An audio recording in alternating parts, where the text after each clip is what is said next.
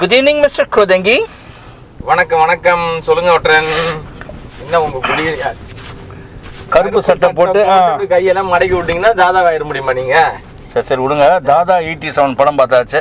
அந்த படத்தோட விமர்சனத்தை பத்தி சொல்லிடுவோமே அப்படின்றது தான். ஓகேவா? ரைட். படத்தை இயக்கி இருக்கிறது ஒரு வழக்கறிஞர். அவரோட பேர் வந்து விஜய் ஸ்ரீஜி.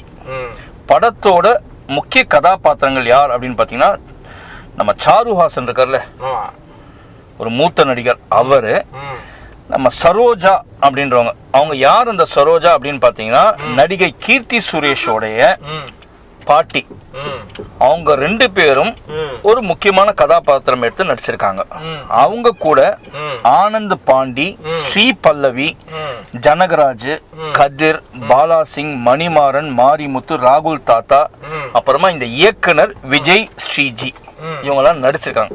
படத்தோட ஒன்லைன் என்ன அப்படின்னு பாக்குறீங்கன்னா, அதாவது ஒரு சென்னையில ஒரு ஸ்லம் ஏரியால நடக்கக்கூடிய சில காட்சிகளை வச்சு அங்க இருக்கிற ரவுடிசம், கூண்டாயிசம் அதை தட்டி கேட்கிற ஒரு தாதா. யாருன்னா நம்ம சாருஹாசன். அங்க அவர் வந்து ஒரு நேர்மையான தாதா. அதாவது எங்கேயா தப்புனா உடனே அவர் தட்டி கேட்பாரு.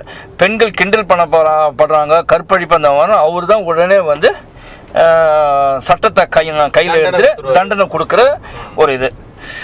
அதே ஏரியால இருக்கிறவர் தான் பாலாசிங், ஒரு அரசியல்வாதி. அவர் ஒரு கவுன்சிலரா இருக்காரு. Knock out Nanda stunt master, அவரும் அதே ஊர்ல இருக்கிற ஒரு கட்சிக்கார்.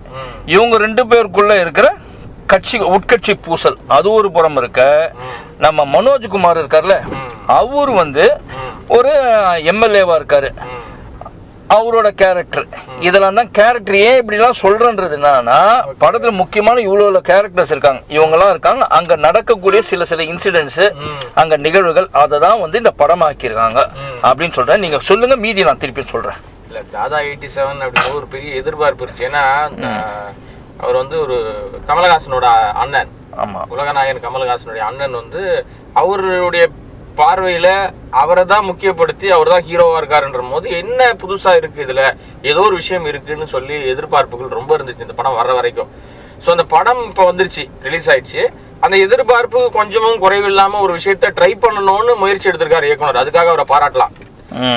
இன்னொரு விஷயம் என்னன்னா, ஒரு நல்ல விஷயத்த உள்ள ஒண்ணு எடுத்திருக்காரு. ஒரு நாட்டு, அதை நம்ம சொல்ல போறதுல படம் பார்த்து தெரிஞ்சுக்கிட்டோம்.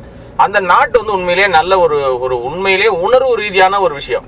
அந்த படத்துக்கு இருக்க பெரிய பிளஸே அந்த நாட்டு தான். சோ அதனால அந்த படம் வந்து கட்டாயமான சின்ன ஃபர்ஸ்ட் ஹாஃப் வந்து எங்க போகுது எங்க முடியுதுன்னு தெரியலங்க. இடியாப்ப சிக்கல் மாதிரி இருக்கு. ஃபர்ஸ்ட் ஹாஃப் உண்மையிலேயே வந்து ஏதோ ஒரு மாதிரி ஒரு கன்ஃபியூஷன்ஸ் என்னன்னே ஒரு கோர்வையா இல்லாம இருந்துச்சு. பட் செகண்ட் ஹாஃப்ல வந்து அந்த மெசேஜ் வந்து அவ்வளவு அருமையா சொல்லியிருக்காங்க. அந்த மெசேஜ் கண்டிப்பா எல்லாரும் பார்க்கக்கூடிய ஒரு மெசேஜா தான் இருந்துச்சு. படம் பார்த்த உடனே முடிவு பண்ணது என்னன்னா, பேசாம செகண்ட் ஹாஃப் மட்டுமே வச்சு அதை வச்சே முழு படமும் எடுத்துக்கலாமோ, அது நிச்சயமா இவங்களுக்கு ஒரு புதுசா இருந்திருக்குமே தோணுச்சு. பட் எனிவே அவர் இயக்குனர் வந்து என்ன நோக்கத்துக்காக அந்த விஷயங்கள் பண்ணாரு நமக்கு தெரியாது. ஒரு படம் எடுக்கிறது ரொம்ப சிரமமான விஷயம். ஆனா அதே நேரத்துல ஆடியன்ஸ், காசு கொடுத்து பாக்குற ஆடியன்ஸுக்கு ஒரு கதையோ ஒரு விஷயமோ தெளிவா இருக்கணும். திரைக்கதை இந்த மாதிரி இந்த கதையோட்டத்துல இருந்தாதான் தன்னை வந்து கரெக்டா ஒரு விஷயத்த பண்ணி ஃபாலோ பண்ண முடியும், உள்ள போவோம்.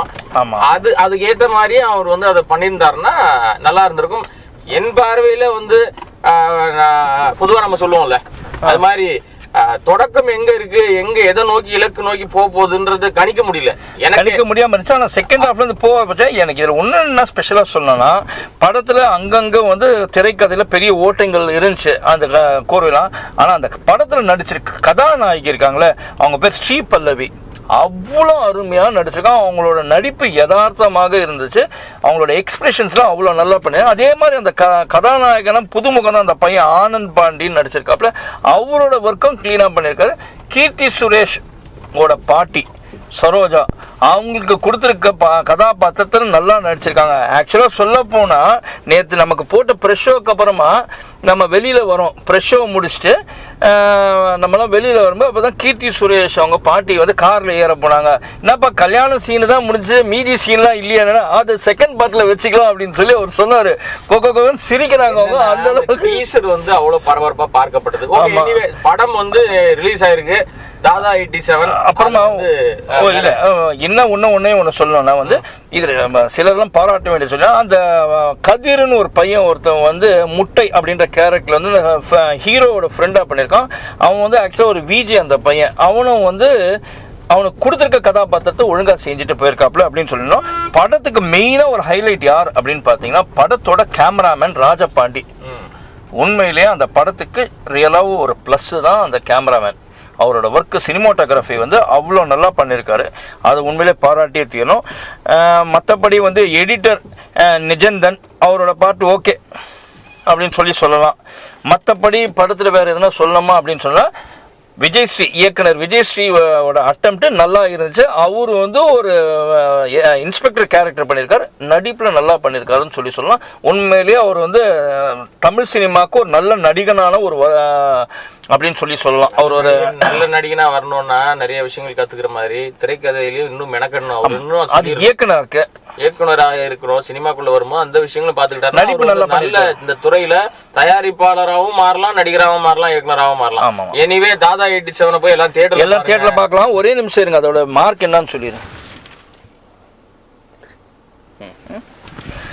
ஓகே, ஒற்றந்துறையும் கோடங்கி ஆபரகாமும் இந்த தாதா 87 திரைப்படத்திற்கு கொடுக்கக்கூடிய மதிப்பீடு என்ன அப்படின்னு பார்த்தீங்கன்னா 5க்கு 3, தட் இஸ் 3 out of 5 அப்படின்னு சொல்லிட்டு உங்களிடமிருந்து விடை பெறுவது உங்களுடைய ஒற்றந்துறை. நன்றி, வணக்கம்.